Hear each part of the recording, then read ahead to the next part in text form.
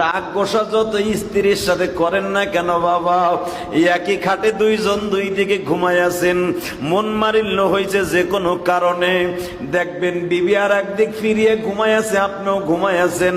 রাত 12টা 1টা 2টা 3টা বাজিয়া যায়, দুইজনের চোখের পাপড়ি বন্ধ, কিন্তু অন্তরের পাপড়ি বন্ধ না।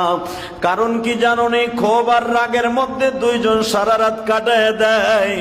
আমার আল্লাহ এই জন্য বলেন, স্বামী স্ত্রী যখন রাগ করে দুই দিকে ঘুমায়া যায়, দুই দিকে শুয়ে যায়, তাদের মাঝখানে একটা গজবের ফেরেশতা নাজেল হয়ে যায়, গজবের শয়তান নাজেল হয়ে যায়। এ আমার বন্ধুরা, কেন আমার আল্লাহ বলেছে জানুনি? স্বামী স্ত্রীর ভিতরে মেম প্রীতি ভালোবাসা, এটা আমি খোদাই প্রদত্ত, এটা গড গিফট। আমি রব্বে কারিম যখন দেখি ওদের ভিতরে ডিভাইডেড হয়ে গেছে, আমার রহমতের দরজা থেকে ওদের রহমতের নাম কেটে দেয়া হয়।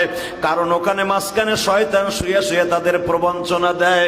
আর দুইজনের ভিতরে যেন প্রেম প্রীতি ভালোবাসা দিয়ে যখন দুইজন একদিকে ফিরিয়ে থাকে, আমার রহমত গুলা বৃষ্টির মতো নাজিল হতে থাকে।